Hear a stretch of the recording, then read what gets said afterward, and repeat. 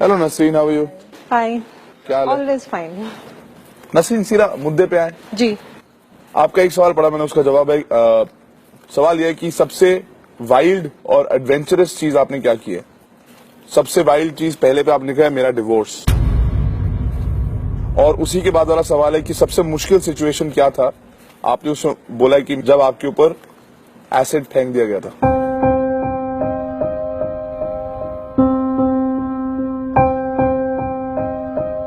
The fact that you're here smiling and always smiling, जो आपने बोला है, we're very proud of you. Thanks so much for showing people कि life doesn't stop there. पर अब उसको recognize करते हैं, हम respect करते हैं, पर अब रोडीज का ऑडिशन शुरू करेंगे। हाँ बिल्कुल। ठीक है? क्यों हुआ डिवोर्स? सीधी सी बात है कि हमारी बिल्कुल नहीं बनती थी। 10.5 साल रही हूँ मैं वहाँ पर, और 10.5 साल में ये हुआ था कि बहुत बार मैं अपने घर गई, मम्मी पापा से शिकायत की, तो अक्सर ऐसा होता था वो मुझे ही समझा के वापस भेज देते थे, और उसमें ये होता था कि उसका दिमाग और ऊपर हो जाता था। तो एक बार मुझे लास्ट का याद है कि मैंने अपने मम्मी पापा को आकर बोला था कि इसको समझाओ थोड़ा, मैं मेरी बच्चियां हैं, मैं उनके लिए कुछ करना चाहती हूँ, और ये कोई भी सामान मैं घर में लाती हूँ तो वो सेल कर देता है, बेच देता है। तो मेरे पापा ने खुद ने मुझे ये बात बोली थी, और आज तक वो मेरे कानों में आवाज गूंजती है कि औरत की क्या औकात है, औरत तो पैरों की जूती है, आज ये बदल देगा दूसरी ले आएगा। कब से प्रॉब्लम शुरू हुई? स्टार्टिंग से ही थी। दरअसल मेरी जो बचपन से जो लाइफ चली है, जो रियल मम्मी पापा थे उन्होंने छोटी सी मैं थी, मुझे याद भी नहीं है, गोद दे दिया। तो मेरे पापा ने बस गलती ये करी कि मम्मी की मर्जी से नहीं लिया, मुझे बाहर से ले लिया। और ये जो शादी हुई है वो भी मेरी माँ की ही वजह थी, वो चाहती थी कि मतलब मैं दूर जाऊं। तो मतलब उनको पता नहीं क्यों मुझसे कभी प्यार ही नहीं हुआ। अब आज तक इस बात का जवाब मुझे नहीं मिल पाता है कि ऐसा क्यों हुआ, बट मैं बहुत खुश हूँ, कोई प्रॉब्लम नहीं है। घर में कौन, आप किस किस के साथ रहते हैं?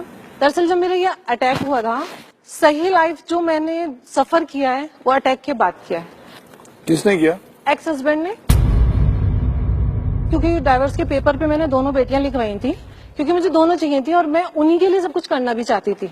वहां से सहारनपुर से आए थे वो बच्चों को लेकर, और एक जैम की बोतल, लग देखिए कि वो जैम भी मैंने उसी के लिए मंगाया था, उसी को खिलाया था, और उसी बोतल के अंदर वो एसिड डाल के लेकर आया था, जिसने मेरे ऊपर यहाँ डाला था, जिससे मैं पूरा मेरा फेस, मेरे लिप्स सब खराब हो गया था यहाँ तक। नसरीन, यू नो, जस्ट कि बाकी लोग भी देखकर थोड़ा इंस्पायर हो आपकी स्टोरी से, वुड यू माइंड आप अपना थोड़ा सा जो बर्न है वो हमारी ऑडियंस को दिखाएं?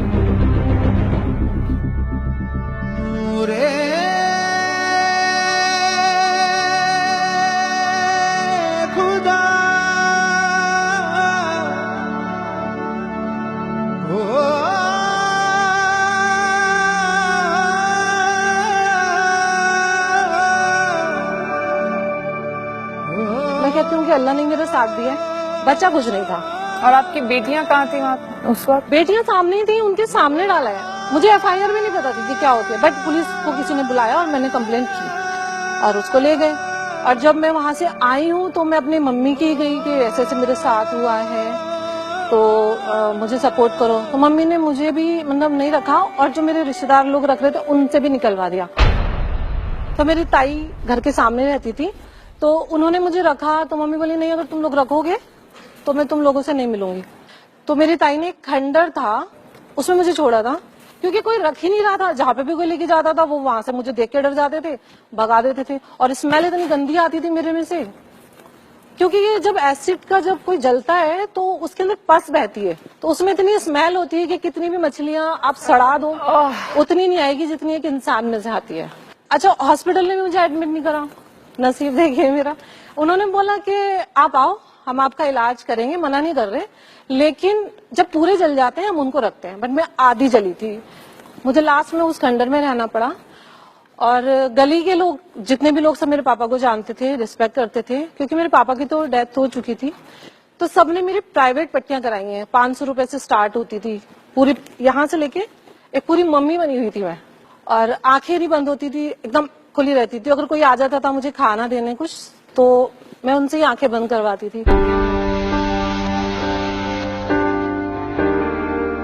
एक बार ऐसा हुआ था कि मैं बिस्तर नहीं था मेरे पास, मैं जमीन पे ही पड़ी थी, तो मैंने देखा मैं इतना था, मतलब बस पूरी वो बिस्तर पे ऐसे हो जाती थी। तो मैंने देखा कि वहां पे ना बहुत सारी चींटियां गुच्छा गुच्छा पूरा मेरे बिस्तर पे मुझे चिपटा हुआ, और वो मतलब, तो मैंने फिर किसी से मांगा कि नहीं हो रहा, मतलब मैं डर गई देख के। तो उन्होंने फिर किसी ने मुझे, मेरी ताई नहीं बल्कि एक छोटा सा पलंग है, उसमें मेरी इतनी इतनी टांगे बाहर निकलती थी, तो वो मैंने पलंग लिया। वहां एक अलमीरा थी लोहे की, मैंने वहां लगाया, तो पता नहीं कुछ लकी ऐसा था कि वहां से इतनी मोटी लाइन चींटियों की मेरे बिस्तर पे होती थी। मैंने जिंदगी में मौत बहुत नजदीक से देखी है, और कैसे कोई किसी को खा सकता है जीते इंसान को, वो मैंने महसूस किया। बस ये कि डरी नहीं किसी से, और अपने उसूल और हौसला नहीं मैंने छोड़ा, और वैसे भी मैं बहुत स्ट्रॉन्ग हूँ, अभी मुझ में जान बाकी है।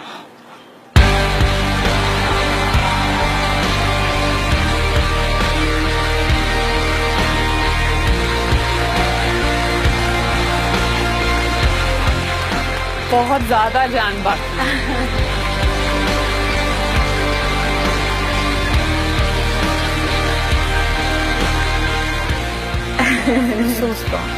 वो मैं हूँ।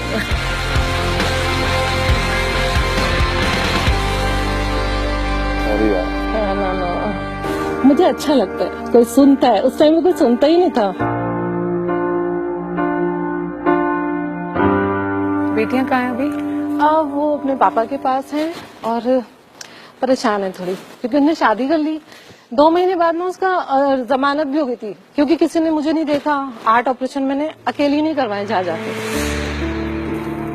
और 8 ऑपरेशन लास्ट में भी ये होता था कि मैं पहले तो पैसे लोगों से मांगती थी, फिर बेड ढूंढती थी हॉस्पिटल में, फिर वहां पर एडमिट होती थी, फिर वो ले जाते थे मुझे यमदूत की तरह और लाके फेंक के चले जाते। और लास्ट में डॉक्टर ने बोला कि आप साइन करो, आपको कुछ हो गया तो वो थोड़ा पीरियड मेरा ये था कि कोई बाहर खड़ा होकर दुआ भी नहीं करता था, और 8-8 10 घंटे का ऑपरेशन होता था। तो मैंने लास्ट डॉक्टर से कहा था, मैं डॉक्टर साहब मैं मुस्लिम हूँ, आप मुझे दफना देना बस।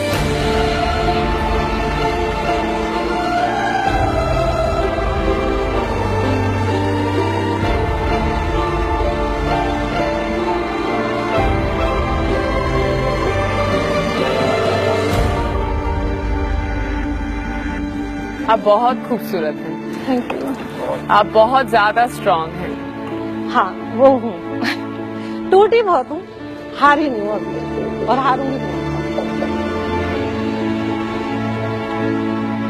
तो ऑडिशन तो लो इनका भी, क्या हाँ करेंगे हाँ यार। बिल्कुल।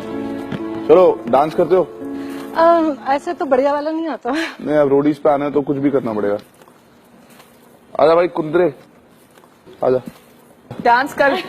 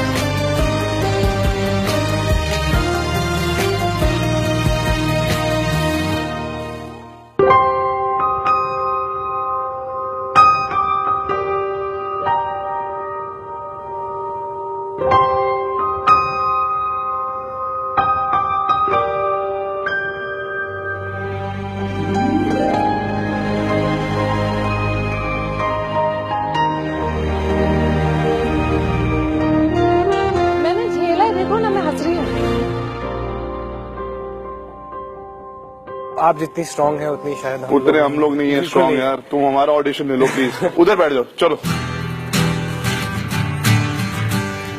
मेरी सीट पे बैठो, बैठो मेरी सीट पे, चलो। आइए आइए प्लीज। आजा भाई तुम मेरे आओ आप बैठो। बैठिए आप प्लीज। Thank you. आप हमें जज करो। चलो कहां से आए हम लोग बेवकूफ लोग। हम कौन होते हैं? चलो नेहा डांस कराती है सबसे। नेहा से डांस करा दो। Come on let's have some music. Neha will dance.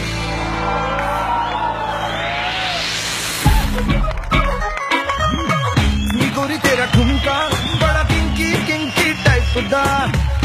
गोरी तेरा झुमका बड़ा फंकी फंकी टाइप दा। ऊंची वाली हील पहन कर डांस बसंती, डांस बसंती, डांस बसंती। हो गया चलो मेरा हम दोनों लोगों से बहुत कसरत कराते हैं। हम दोनों आपके लिए कसरत करेंगे। आजा भाई सामने।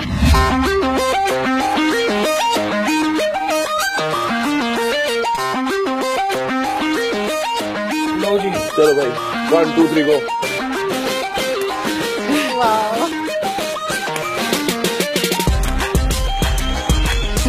नाइस।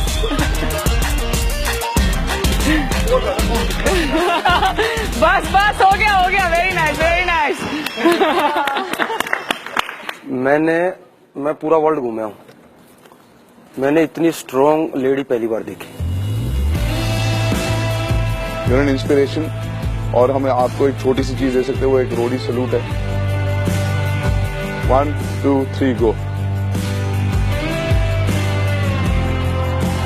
नसीम की स्ट्रॉन्ग विल पावर, हिम्मत और जिंदा दिली ने सभी गैंग लीडर्स को काफी इंस्पायर किया और उन्होंने नसरीन को मेडिकल ट्रीटमेंट कंप्लीट होने के बाद रोडीज ऑडिशन पे वापस आने की सलाह दी।